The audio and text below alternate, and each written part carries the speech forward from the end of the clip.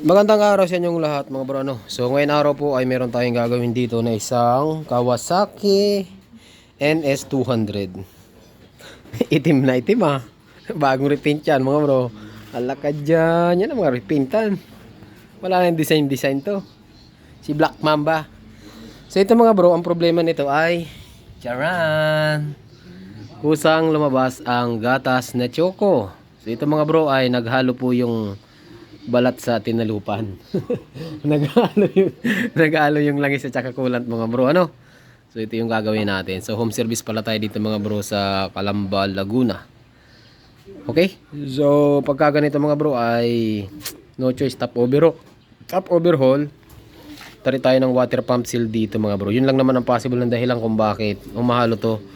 Kung bakit naghahalo ang langis at saka kulant ng ganitong motor NS200 mga bro.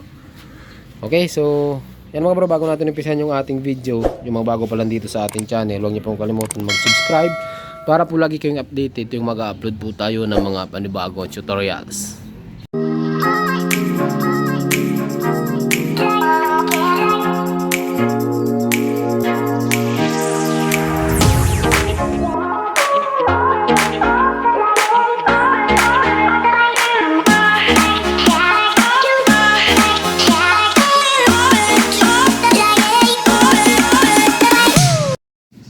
Yan mga bro, sa mga naghahanap pala sa ating tropa, ayun, si Boss Danny.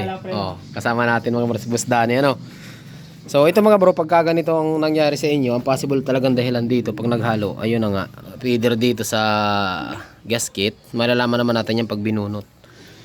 Or dito, water pump seal. Ang problema nito mga bro, kung may tama yung shafting nito, bali wala yung ikakabit natin kakabit natin na oil seal. Water seal tsaka oil seal, kabilaan po sila kasi dalawa yun So no choice mga bro, bubunutin natin to.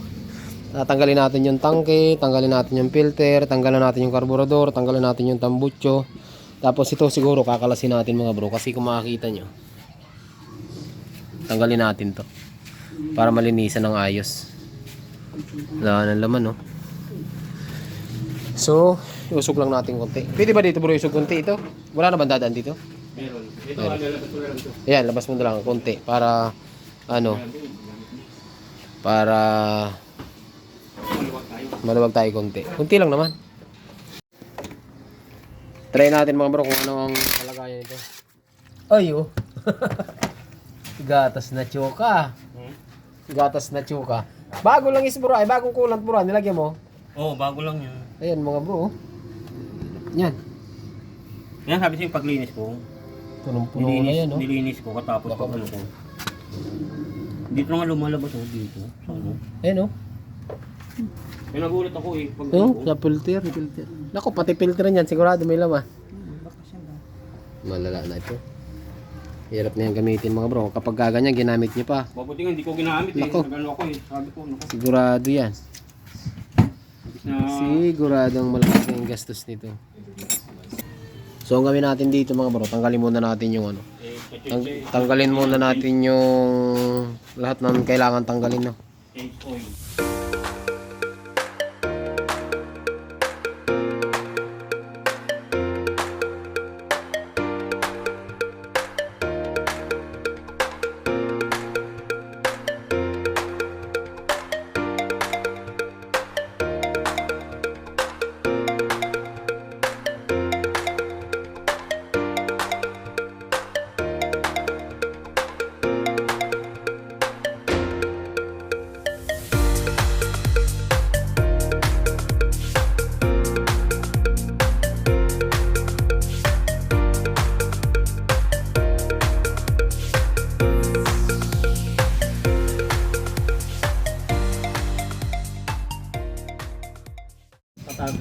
Ayan mga bro, so bali po nakalas na natin yung kabilaang side. Ito po yung mangyayari dyan kapag ka naghalo.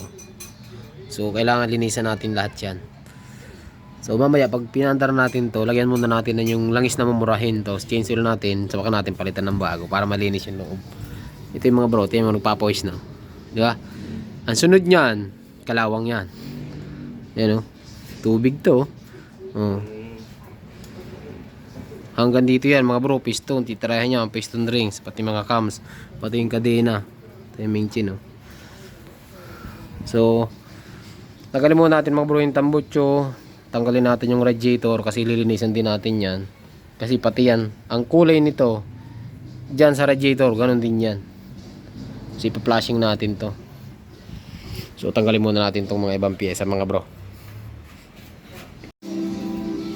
Yan mga bro, so update po tayo no. So bali tinanggal na natin mga bro yung makina kasi mayroon po ditong bawal makaamoy ng gasolina, no? Bawal makaamoy ng gasolina. So no need naman mga bro tanggalin yung makina ano. So sabi ng may-ari para malinisan na rin natin ng ayos. Doon na natin sa labas mga bro tirahin. So yung body maiiwan dito kasi maliit lang mga bro yung ano natin dito. Kasi meron dito mga bro bawal makaamoy ng pintura at saka gasolina. Syempre, doon na lang po tayo ano. Kasi mahirap naman 'yan. Mahirap naman 'yan. Kaya dito na tayo. Kabila. Ilang kilo ba 'yon? 20. 20. Ay dito tayo ngayon mga bro. Yan, dito maganda oh, liwanag. Oh, di ba? Dini tayo, dini. Lambot na, loose thread na ba? Batay, umulo na. Hindi mo yata lalakas eh. Yan mga bro, sa tanggalin nyo lang yung apat na ano mga bro ah. Ayun oh, kita nyo yan. So hindi pwedeng hindi natin bunutin talaga yan mga bro. Ay, busalsal na. Batay tayo nito. 12 yan mga bro, ibig sabihin ginawa na rin to. Nakaw, baliktad pa yata. Baliktad ang kabit ng valve spring. Baliktad nga. Baliktad. Baliktad no nga bro. Yan yung sinasabi ko sa inyo malimit. Ayun, yung kabila tama. Oh. Anong kaibahan ng dalawa? Oh. Diba? Ito. Ngayon ito. Malagatik to. Minsan tumitino, minsan hindi mga bro. Ayan na. Problema. So, Problema mulan. doon tayo sa gilid. Baliktad dyan mga bro ha. Yung wave washer. Dan, tama naman. Ngayon mga bro, may kasi tatlong washer kasi yan dyan eh. Problema mula na bro. Takpan na muna natin. Yan, tanggalin natin mga bro yung ano ha. So busalsal na po yan, dati na oh. Tanggalin natin yung tensioner. Ayan. Tapos motor. Kunin doon yung ano. Hindi kaya. Mahinang nila lang pala yan ha.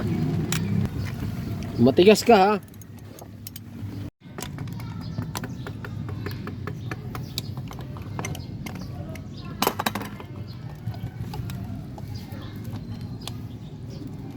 Daming pandikit nilagay pala eh. Ay, replacement pang gasket. Dapat yan yung ano. May ginagamit ako matibay. Hindi brand new.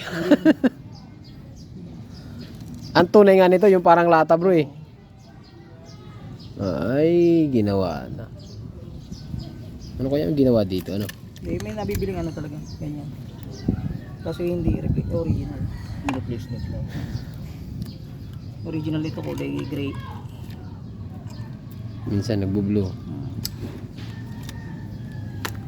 Ah, Ito yung ito yung nasa ano. ayan ang dahilan bro. Duda ako dyan. Hindi naman nilalagyan talaga dapat yan. Wala pang liquid dapat. Dawil kumapit.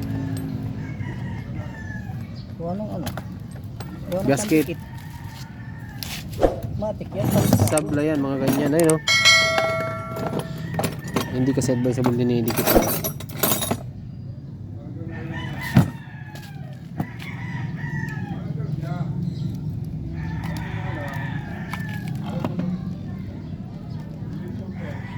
Walan nyo, binaybay ko lahat ng wiring. Ang lalaki ng wire, pero mga sunog na. Ganda ng sunog sana oh. Ganda. Sablay talaga yung gumawa. Nadali. Yun Ayun oh. Lumusot. Halatang halata mga bro. Ayan ah. Sablay to, sablay talaga sa totoo lang. Ito yung salarin. Ayan mga bro, mahahalata nyo yung dinaanan ng ayan oh, ayan oh. Yung dinaanan ng tubig tsaka yung langis. Kasi dapat, hindi ito nilalagyan ng pandikit. Matik yan mga bro, pag nagtap overhaul kayo, dapat palit bago. Patay tayo nito. Kaya may yung gasket may pangalan. Ayun o, Yung original. sablay. Mukhang binunot to, hindi pinalitan bro ng bago. Hindi pinalitan. Binunot siya, hindi pinalitan ng bago. Doon nagka-problema mga bro. So, linis malatala tayo nito. Patay tayo nito. Wala naman, tama. Buti naman. Ano lang talaga. Sablay lang talaga. So linisan to natin mga bro. Bawal din to gamitan ng steel brush mga bro kasi masilan po ito. So linisan lang natin talaga. Suliin na lang yan. Tapos balik rin natin yung bulbs, kinalawang na oh. Loob.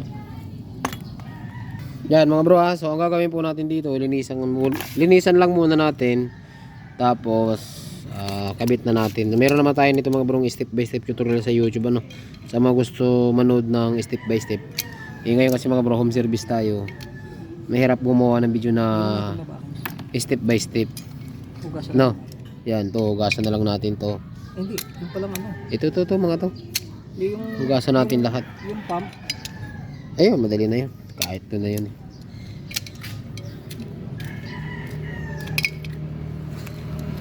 Tapos, ito babaliktad rin natin ha. Baliktad yan ha. Tignan yung kaibahan mga bro, kung ba't yung sinasabing baliktad oh. Ito, hiwala yung mga pagitan. Kumpara dito sa kabila. Ang tama, ito. Ito baliktad. Ito tama, ito baliktad. Dito magkakadikit-dikit yung spring. Dapat yan sa ilalim. Lahat ng motor, lahat ng valve spring. Okay? Pero kung yung clutch spring mga bro, ito, may spring din kasi dito. Ayan oh. 4. O yan, okay lang yan magkabaliktad. Pero ito hindi. Dapat ito nasa ilalim. Kagaya nitong dalawa. Yan, tama tong dalawa. Kita mo? Yan, didikit oh. Binigla. Yan lang papalitan natin mga bro. Ay, babaliktad rin lang natin yan. Bago ang bearing. Bagho. Tapos mamaya balikan ko kayo. Yan mga bro, so update po tayo ano. So hindi ko na napakita sa inyo kanina pero ino lang kasi tayo, ayan oh. Ino lang tayo mga bro. Bali, ito yung ating makina mga bro. Yan. So update ko na lang kayo mamaya mga bro ano kasi nagmamadali na tayo kasi alas 5 na ng hapon mga bro. Ayan, so bali nakabit na natin yung block. Linis na yung water seal mga bro. Ito na po yun oh. Yung dalawa, sa may water pump. Isang oil seal, ilang water seal. Yan, special shop seal kung tawagin. Palitan na natin yan. Tapos yung head, babalik na rin natin mga bro yung ano. Tapos mamaya, siguro update ko na lang kayo mamaya mga bro ano. 2 hours later. Ayan mga bro, so update po tayo dito sa ginagawa natin na NS200. Inabot na tayo ng gabi mga bro. Pero kakatapos lang natin buuin. Anong oras na ba bro? Alas 8. Oo, alas 8 na mga bro. So inabot kasi tayo ng ulan. Alas 2 na tayo nag-umpisa nito. Mag alas 3 na tayo nag-umpisa nito eh. Tapos dito mga bro, yan o. So ito may mga ginawa na ditong remedyo mga bro. O alas 2. So ito mga bro, dahil nga sinabukan, yung coolant dumadaan dito. Kaya epoxy ang katapat nito mga bro. Ngayon pag-iipon na namin ni bro, ni sir, hanap kami ng head.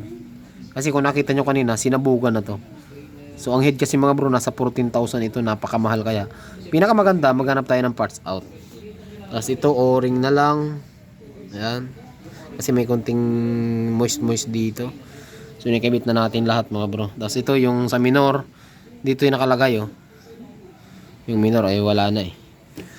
Okay, susubukan natin. Tapos ito mga bro. Yan o. Pag inon natin, may ilaw na yung mga switch nya. Pag inon, ito kulay puti. Tapos, ang isa pang problema ni bro, wala nakikita. Ayan. So, ito mga bro, na-repair na ano. Kasi, ang mga NS200, ang stock na backlight nya ay kulay orange. Okay, kulay orange. Hindi kulay puti. So, indication yan mga bro na na-repair na yung panel. Okay? Na-repair na po yung panel. Kita nyo na makulay puti oh. Tapos yung ito. Limit na, nasa 11,000 RPM na siya. O, di ba? Ulitin natin. Baka ayun, ayaw na talaga bumaba. On. Ayun, bumaba. Dito yan mga bro, baka may tumitigil dito sa pointer natin. Kasi ano lang naman yung pointer na yan eh. Tinatanggal yan, wala naman lock yan. So, start natin. Yan o. Pang click lang mga bro. Ayan. So, ito pagka ganito mga brong sa mga NS200 na naghalo na yung coolant saka yung langis mga bro. Ano po yan? Dapat mas maaga yung pag-change oil nyo. Para malinis yung lahat ng dumi sa makina. Kasi may mga oil passage dyan, hindi naman natin malilinisin lahat yan. Kaya si bro, bukas, ay kahit hindi bukas, mga 2 to 3 days, mas maganda i-change oil na po siya. Tapos sa susunod ulit, mas maganda maaga i-change oil. Mga 1,000 lang eksakto. Maganda, ma-change oil na mga bro. Tapos pagka ganito, syempre antayin yung bago kayo umalis mga bro sa mga gumagawa ng motor, bago nyo gamitin, siguraduhin nyo na umiikot yung ating radiator fan mga bro. Kasi kapag hindi umikot ang radiator fan, kahit functional yung water pump nyo, okay? Kahit dumadali yung water pump, mag-overheat pa rin yan. Isa rin sa dahilan yun bakit naghahalo ang coolant. Kasi pag overheat, nasisira yung gasket natin, yung metal. Kasi nga sobrang init ng makina niya, nasisira pa rin siya.